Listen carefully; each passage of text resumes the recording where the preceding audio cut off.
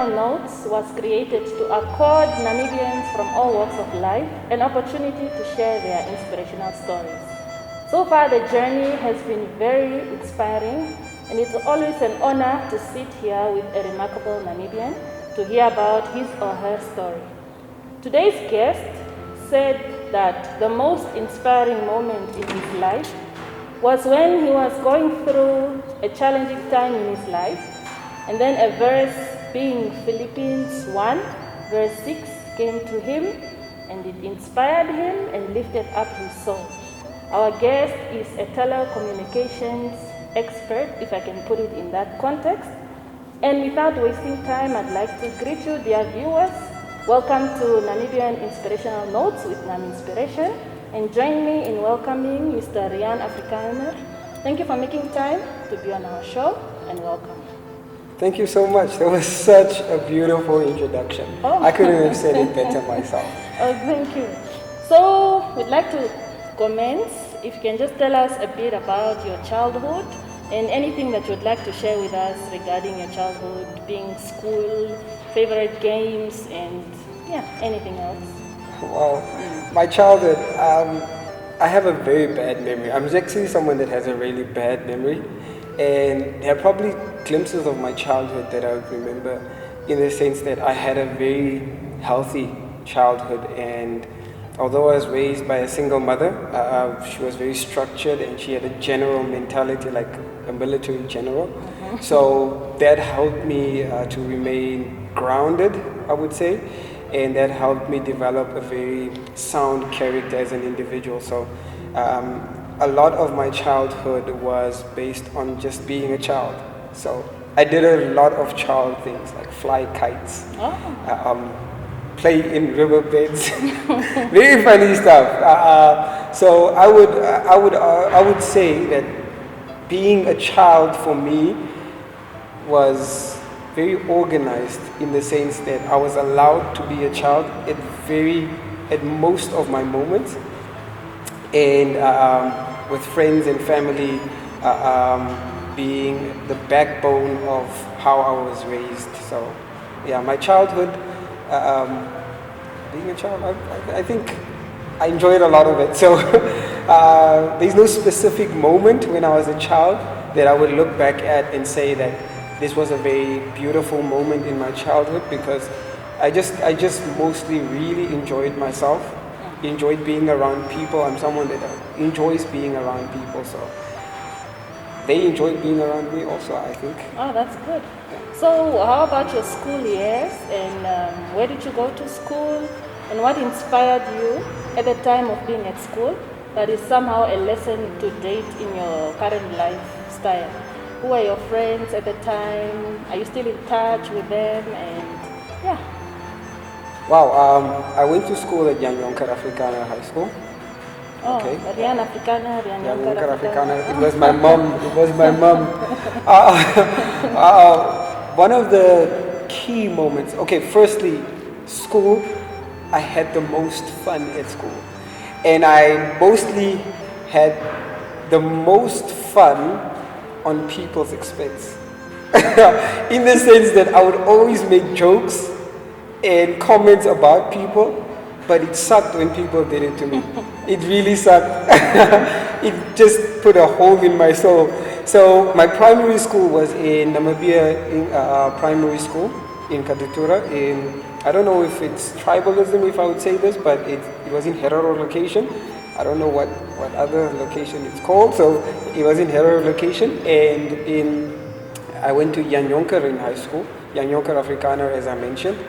And Jan Jonker Afrikaner was actually where I started to open myself up as an individual, because I was not a very confident person in primary school. I was very withdrawn.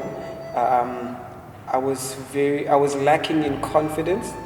But when I went into my transition from primary school to high school, I would say was a turning point in my personality, because when I went to Jan Jonker, what happened quickly was I went for late registrations, I would say, and there was no space for me in school. So I was put in a class with only girls because I did home ecology, because all the boys did woodwork. So the mentality and stereotype then was that boys are supposed to do woodwork and girls are supposed to do home ecology. And I was stuck with home ecology, so I was known as the gay guy. So I was like, what? I can't be gay. Not that I have anything against gay people, but I'm not gay. I mean, maybe I come across as that, but I'm not. So what happened is I had to show some sense of macho-ness, you know, the way I walked, the way I spoke.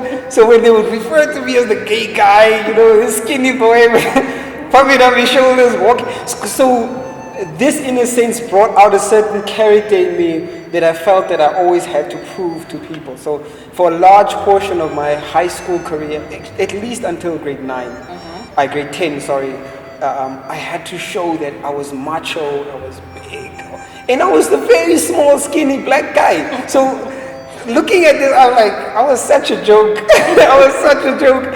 And people did not actually look at me as, oh, that guy. They just thought I was joking. So everyone would always laugh when I would talk a certain way or be a certain way. So that kind of made me a joker, because I started seeing that people are not actually taking me seriously. And slowly but surely, I would say I broke the cycle of the home ecology thing. So a lot of guys in grade 9 transitioned to home ecology. So I was like the trendsetter. But the only reason why they actually did it was because the woodwork teacher beat the living daylights out of the boys in that class. Because he would use anything to just beat the life out of them, you know? So, yeah. So sorry for that long story, but that was kind of my transition into my character in seeing who am I actually, because I was questioning who I really am when I went into high school, because a lot of my character was tested. You know, people would try to bully me, and I had to stand up for myself and things like that. So a lot of my character came out because my sister was with me in primary school. She would always protect me. So so I would say my inspiring moment or my transition or highlight was me moving into grade 8. Yes. No, that's very inspirational, and thank you very much for bringing that lighter side of things about your life. So indeed, so what are some of the lessons that you learned when you moved to tertiary school education, just in brief, compared to how life was at secondary school, and then moving now to a higher level, which is the tertiary education? Sure. Tertiary education, I would say tertiary education tests your sense of discipline, responsibility, and outlook. Like, the reason why I put it in that format is because a lot of the education I did distance. Because at an early age, I started working. So a lot of my discipline, self-discipline was tested. And self-discipline is something that I would say personally, I don't know, I would say I had it when I would focus on something. So a lot of my self-discipline was tested. A lot of my character was tested in the sense that how I say no to certain things, when I applied myself to schoolwork and so forth. So a lot of secondary education was that many people take for granted now as well, is that they have teachers, they tell them, did you do your homework? If you don't do your homework, there are certain disciplinary measures that teachers use to assist you. But when you're in tertiary education, there's no one that's looking after you, you know. There's no one behind you, pushing you to do something. If you don't do anything, your lecturer doesn't actually really care, you know. So I would say mostly your discipline, your self-discipline is tested. Yeah, that's what I would say. Yeah, indeed, many can attest to that. In tertiary, it's more of really testing your discipline and seeing how you can handle respective situations, how you remain committed, dedicated, and so forth. So commitment also plays quite a big role. So seeing that you said you started working at a very early age, what was your first job? Wow. I'm actually disappointed at my first job. At my first job, I worked for PG Glass. I would not even say it was a job on a casual basis. I really hated that period in my life. Because I was a joker per se at school, and that's the persona people had, and I constantly had to show that side of me and not be serious about where I'm heading in secondary school. A lot of things did not go the way I wanted them to go. So I ended up at that lackluster job, which is just to work for PG Glass on a casual basis. So that was my first job. Okay. For working for PG Glass, carrying around aluminium and stuff. It just sucked. No, but I think, we all, it's your prerogative. But in my view, I think it must have also been an experience. Yeah, it was an experience, definitely. So then moves on to my next question to say, what do you consider should be the best working environment? Yes. And you can link that to either your current profession or compared to your first job at PG Glass. And when you say working environment, I hope I answer this correctly. When you say working environment, a lot of people want a job where everyone is smiling and everyone has a good personality and we are just making jokes and we're working together. But that's not reality. We all have different personalities. I feel to have the best working environment, you have to have control of yourself. And you have to be able to control your emotions. You have to be able to control you, because you can't control someone else. Mm-hmm. So you have to control you. In order to have even a fantastic day, you have to control you in order to have a healthy working environment. If you're able to manage yourself, then I feel you're able to manage your environment and who you surround yourself with. And always remind yourself that people at your workplace are not your friends, they are merely your colleagues. They're people that you can merely say acquaintances, in a sense, acquaintances that spend an office time with you. But do not regard them as someone that should sit down and listen to your story, or someone that should care for you to the extent that they would do certain things for you. Rather, regard them as individuals that are just part of the journey of life, and they are not responsible for how you feel and your sense of happiness. You should be in control of your happiness. That's always been my prerogative. Oh, good. Self-control. Self-control. Has it been working well for you? Self-control. I'm most happy when I know why I'm feeling the way I'm feeling. Yeah. Oh, that's very interesting. So what's your definition of the word family? Family. Wow. Family. Ooh. When I would say family, I would say life partners. Family is life partners. Because family in an essence is beyond just maybe your life partner being your spouse. Family is an individual in a circle of people that you surround yourself with willingly. And it's a conscious choice. You have to be selective in the individuals you allow in your life. Because even your brother or sister cannot like you because you have a certain job and you have certain things they don't have, and they may be jealous of you and so forth. So family has nothing to do with blood. It has everything to do with the circle of individuals you surround yourself with. So family, partners, life partners, yeah. Okay, that's your definition of family. Definitely. Okay, what's your definition of love?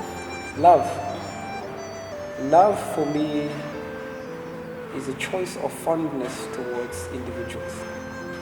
Because firstly, love for me is a choice, because God, I'm also a very faith-based individual, because God tells us to love.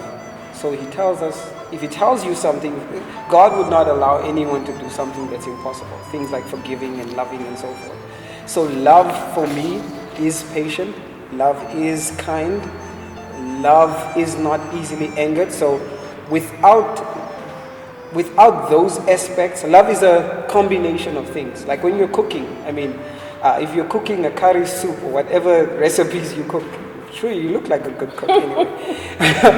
But when you're cooking, if certain elements are not there, then it doesn't make the dish.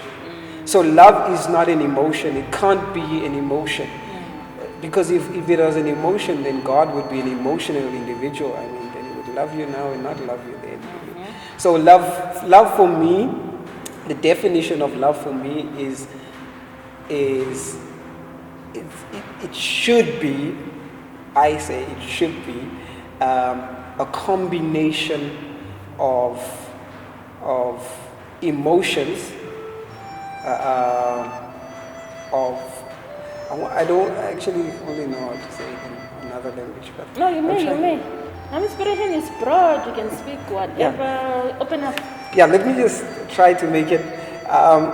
Love for me is a legislative character that is embedded in all of us that, if forced, can come out. I think that's the best way. Very interesting. So, what do you admire about Namibia, and what makes you a proud Namibian? Wow. If you were, for example, to stand on an international stage and you were asked, what makes you a proud Namibian? How would you sell yourself? What makes me a proud Namibian? Wow. Am I a proud Namibian? Wow. Okay. I would say I'm a proud Namibian because of the profound diversities we have. You know, we have people that speak Oshivambo, we speak Tamara Namas, we have Herero, we have so many diverse. We're not like many of the countries that surround us, or many of the countries in Africa also. We are so diverse, and the ability that you just have, the competence and self-control that you have to just sit next to a Vambu speaking person and condone them, or a Damara speaking individual and condone them. So I would say, honestly, although we have our weaknesses, diversity is Namibia's biggest strength. And I would say a proud Namibian I am because of the diversity and the ability to sit around one table as diverse individuals. You see so much havoc around us, and the havoc around us when we look at the countries around us and the instabilities there, it's so beautiful to see how sane we still are. So, I mean, diversity. So, what's your greatest hope in life in general? It could be hope for Africa, hope for Namibia, whatever is your greatest hope that comes from your heart. My greatest hope is that individuals work on their self-confidence. That's my greatest hope. That people work on themselves, because we're so busy trying to change the world with Facebook quotes and Instagram quotes and memes and videos, but we never work on ourselves and our own character.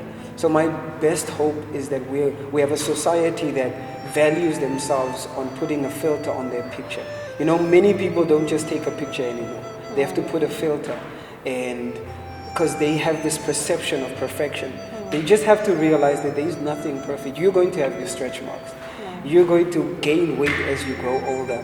You're going to lose some teeth. You're going to have some wrinkles. It's a part of life. And the moment people embrace that and work on their character as to how they speak to individuals, how they interact with others, because a projection of how we view society is how we view ourselves. So we'll always view society as broken, and we'll never see the progress that the human race has made if we don't see ourselves as progressive as well. So, yeah, that's quite very touching. Now, earlier you said you are very faith-based. Yes. Do you find that faith and spiritual values play a role in your daily life, whatever it is that you are doing? Yes, it does. Because I'm held accountable. I have a source of accountability.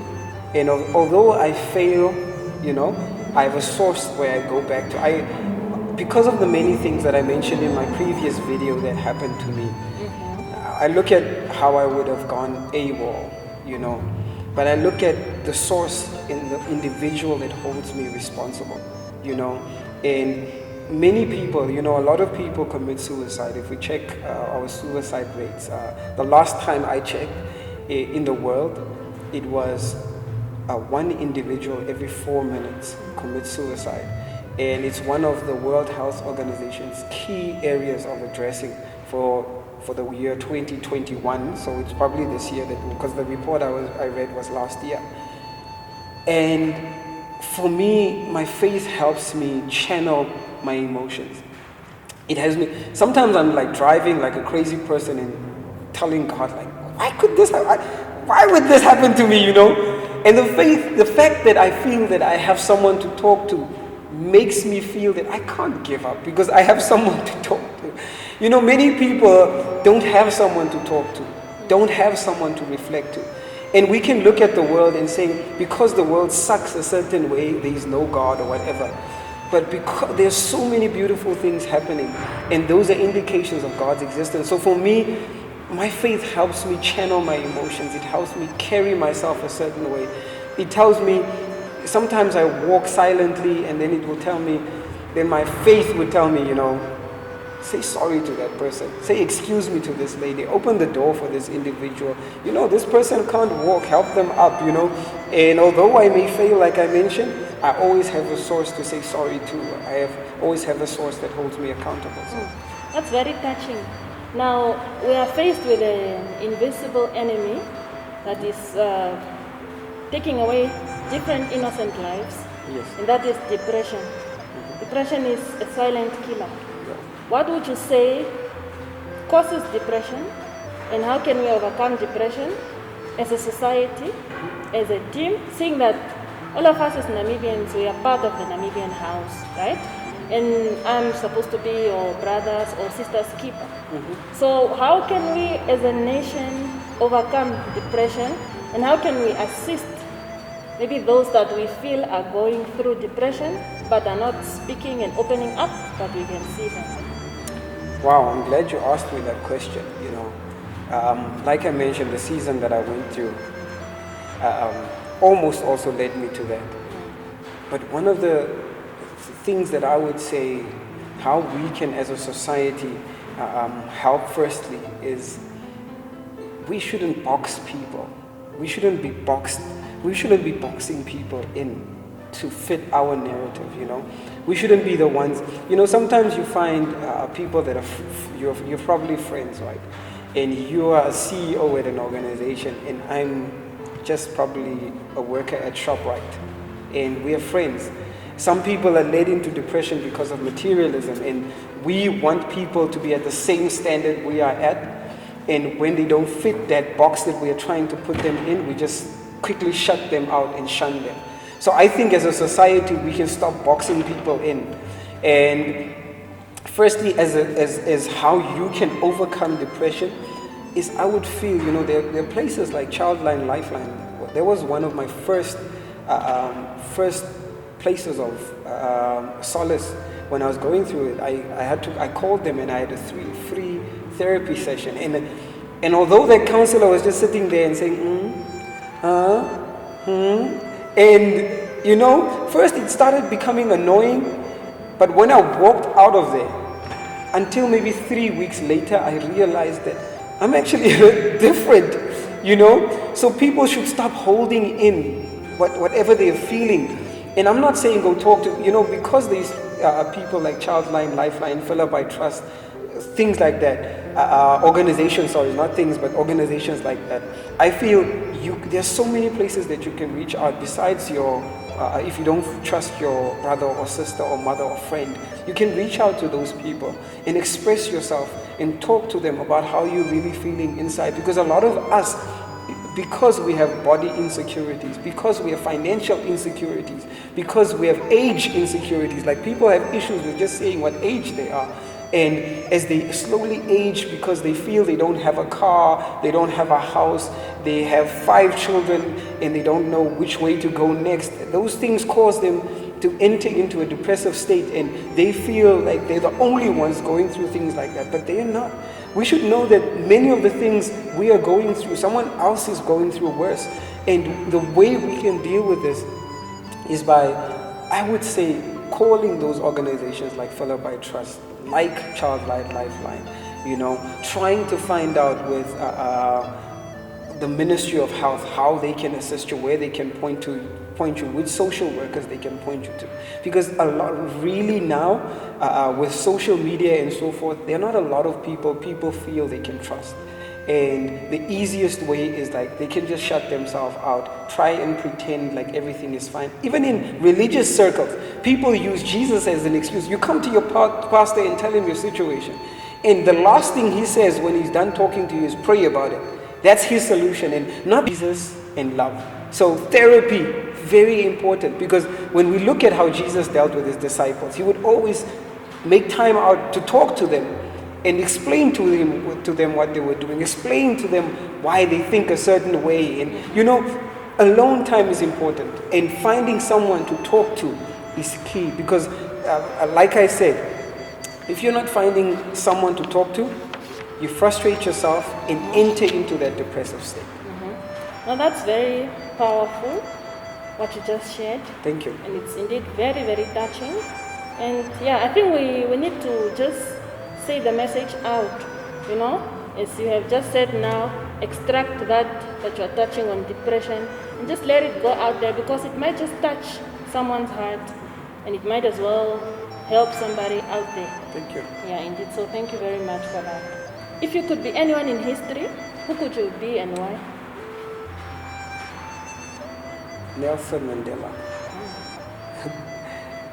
You know, there's so many people. I would also say Donald Trump. Many people would not like me saying that. I would say Nelson Mandela and Donald Trump. Nelson Mandela because of his forgiveness. Only because of his forgiveness. You know, I would never say Jesus because he's perfect, you know. But Nelson Mandela and Donald Trump because of his strength in character. He just has a strong character. He's very masculine, and he's not afraid to express his opinion. He's not afraid to have things not turn his way. And he doesn't cocoon himself. He's always defensive. And to a certain extent, I think that's what we need in this kind of society, where people easily cancel you because you believe a certain thing or you believe a certain way.